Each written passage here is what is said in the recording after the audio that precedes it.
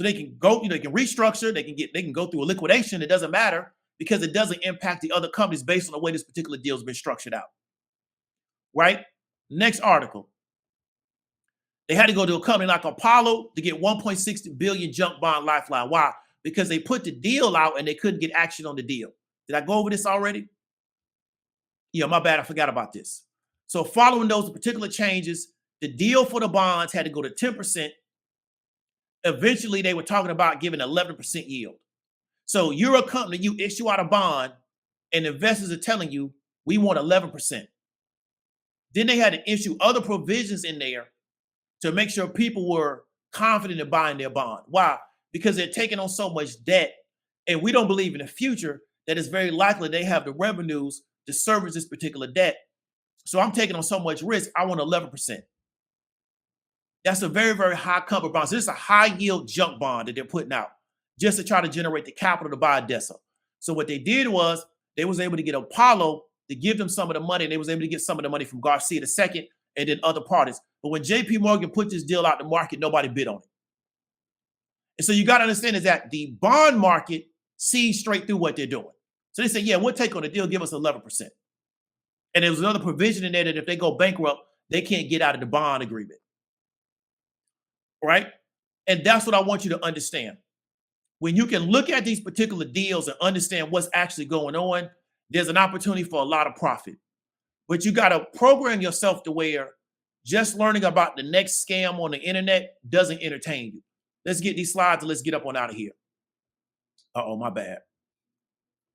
So we talk about the junk bond, 2.75 million 8-year junk bond to fund acquisition of Odessa's auction business.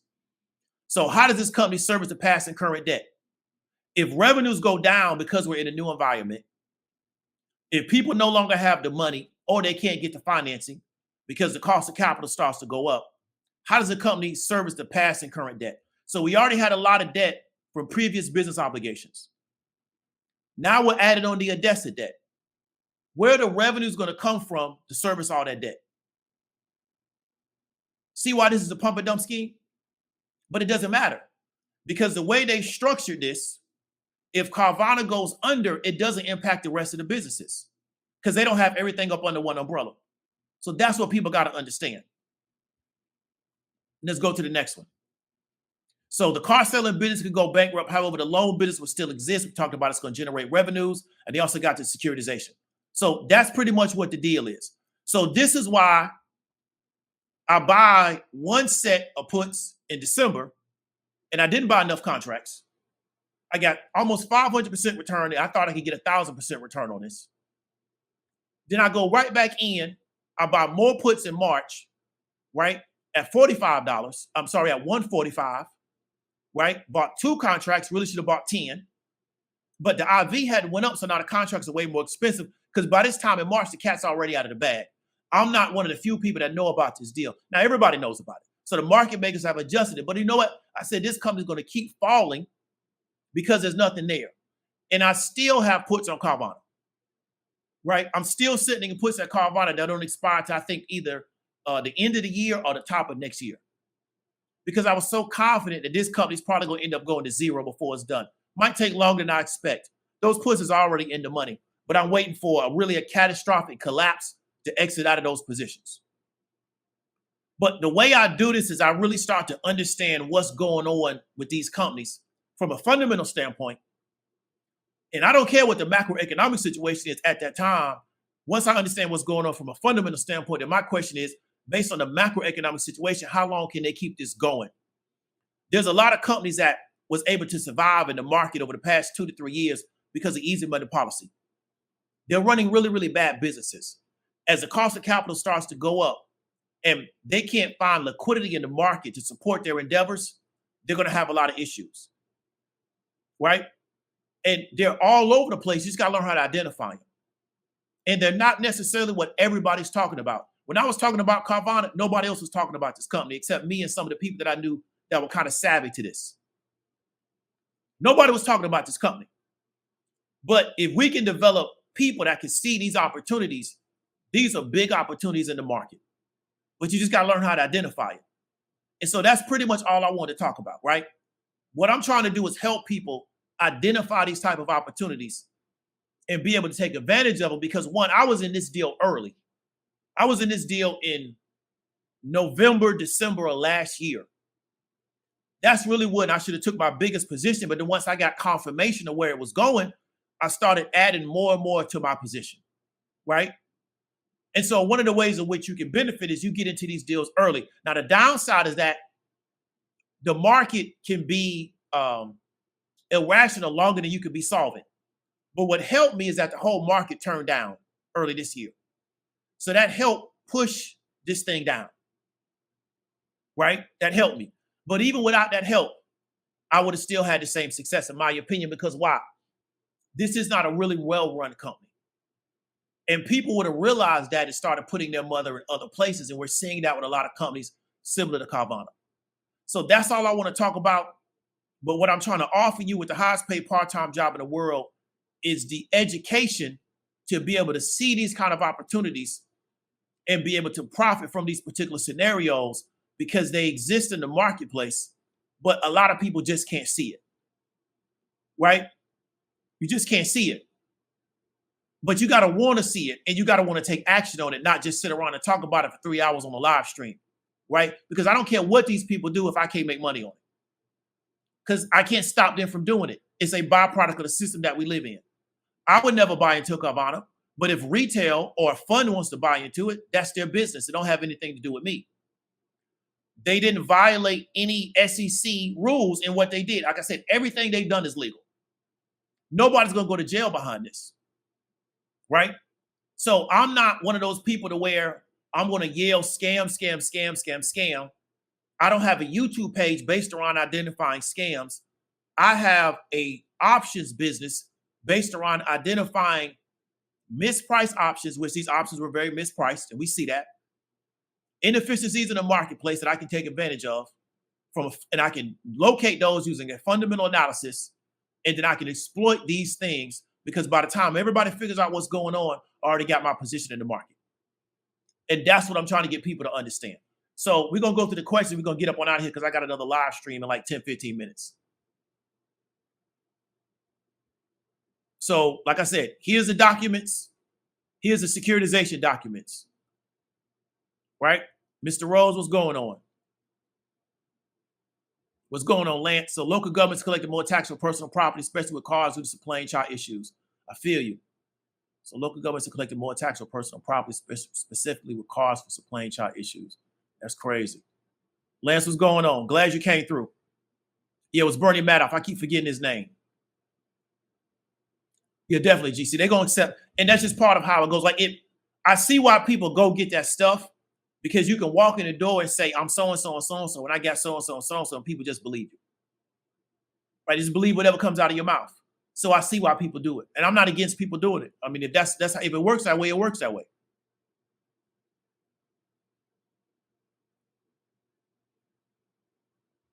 Yeah, definitely. Investors, and one of the reasons, in my opinion, GC, is because people want abnormal returns. Right? So the Coca-Colas, the Pepsi-Co's, the waste management companies, a lot of the construction companies, 6 and 7% returns annual. People want a greater return than that. So they now look for those returns, but they look for them at companies that are not really sound. They're very exploratory. Can they generate those returns? Yes, but the problem with those type of companies is they're only attractive in an easy money policy environment. We're no longer in an easy money policy environment, so we're seeing all the money get sucked out of those companies, right? And a lot of people now, they don't have a leg to stand on as fund managers. Why? Because they built their whole portfolio based around those particular type of companies instead of just investing in the Coca-Colas and the Pepsi-Co's and the waste managers and getting that 6% every year. So a lot of this is what's going on in the cryptocurrency space. A lot of people get caught a pump and dump scheme. Yeah, definitely. You're going to see a lot of crypto. And also with those, I told people 3 years ago, I said, man, they're going to pump these exchanges up and they're going to rob their own exchange. I was telling people that years ago. I know what time it is. And we saw they did a lot of that too. I was watching a documentary about a guy that had an exchange. It was like 200 million in the exchange. And they claimed he went to India and passed away. And people put their whole life savings in Bitcoin and put it in his exchange and could never get their money out. Why? Because liquidity wasn't there. right? So they claim he passed away, but some people claim he just took the money.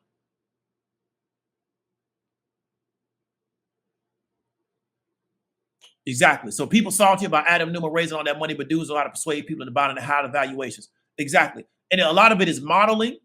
A lot of it is access. A lot of it is networks. He knows the right people to get money from. And as long as he knows the right people to get money from and they still believe in what he says, he's going to continue to attract capital. Right. And it just is what it is.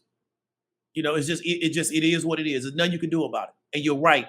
Those high evaluations make early VCs ridiculous amounts of money. You're 100% correct.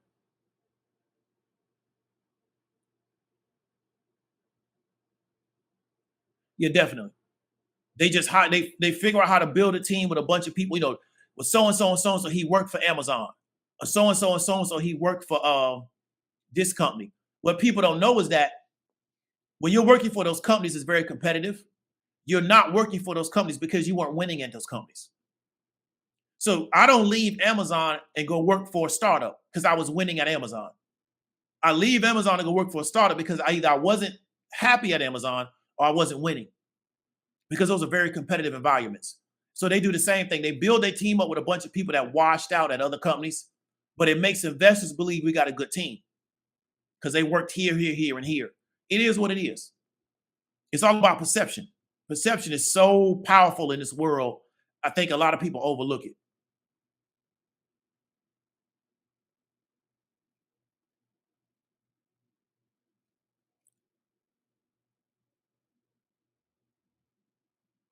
Definitely. You just raise that, acquire profitable companies. It's the easiest way to do it.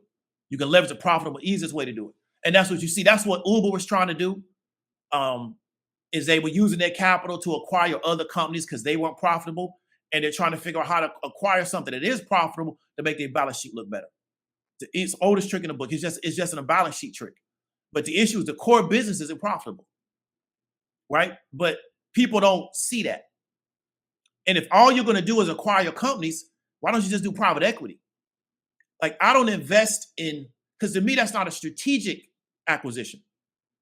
So if I'm going to acquire, let's say Lance got a company. So Lance is really, she's an expert at TA, right? So say I put a deal on the table. I say, Lance, look here. I'll buy your company out at 50%. Or let's say I'll buy your company out at 45%. You still keep the other percentage, so you still got majority, and I give you this many millions in cash, and then I'll just embed you into my service pie. That gives me a strategic advantage because now I'm embedding somebody into my service pie that's an expert in technical analysis. So they added more value to my situation, right? But it's a strategic move. It's not a move to where my company is negative free cash flow. I buy Lance's company who's positive free cash flow, but I'm still telling people to invest in my company. But my company's still going to drag the overall company down because I still got a negative free cash flow company. That's what they do. So that's why I don't understand why I would invest in that. But if you don't see it, then you just don't see it. So I'm not against a strategic acquisition that adds more to our service pie, but I'm not a fan of I'm just acquiring something just because I'm trying to make my balance sheet look better. Because my attitude is that if y'all want to do private equity, just do private equity. Why try to run a service-based company or a product-based company? If you want to just do private equity moves, just do private equity. Just get you a pool of capital, go buy companies, turn them around and sell them, or break them down into pieces and sell them. So I don't like my publicly owned companies operating like private equity, which is what a lot of these companies do. But people go for it, so it's all good. Yeah, definitely. It's about getting that return for early investors, which I get. If I've been in the deal 8 or 9 years, I want to get out.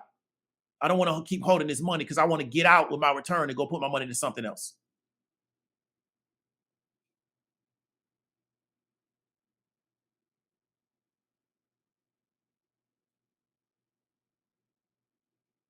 Ray Gun, I appreciate the $2, man.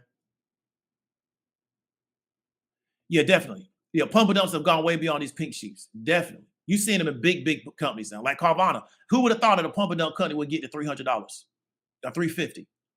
It's amazing. But that's the world we in. That's the world we live in now. It used to be that the pump and dumps was those, fly by night pharmaceutical companies and fly by night tech companies, that don't even have a real value proposition. They get to like $5, you know, but we passed those days now.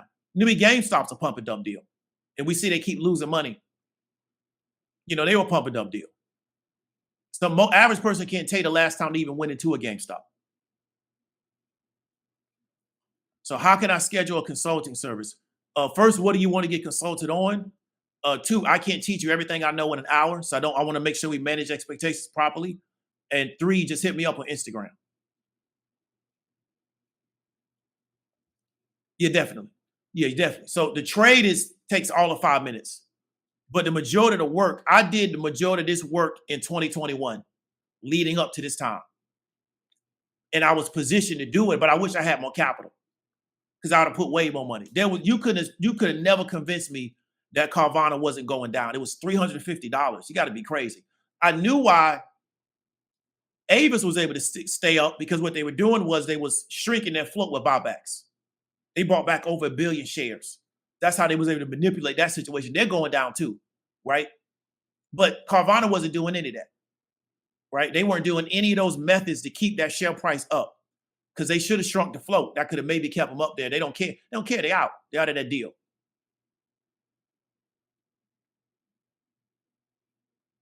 So it says, I bet you can go on volume analysis and see institutions distributing on Carvana before that panic selling set in. Probably could, because they know. But if we were to look at the analysts, the price targets they were getting for Carvana, I say no way in the world that's going to stand up to the test of time.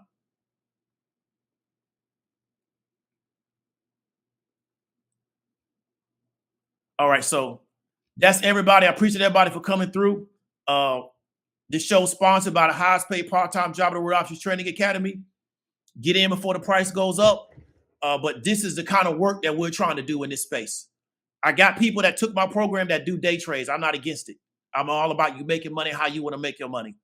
But this is really what I do, right? I'm still spoon feeding myself on intraday trades. But what I really am good at is long-term deep analysis of a company to make long-term swing and leap plays. Doesn't mean you need a lot of money to make money to be able to trade in this market, because I didn't start off this way. But this is what I got. So I can show you how to trade on a smaller price point, because that's how I started. But the analysis is the same whether you're trading with $40, you're trading with $400,000.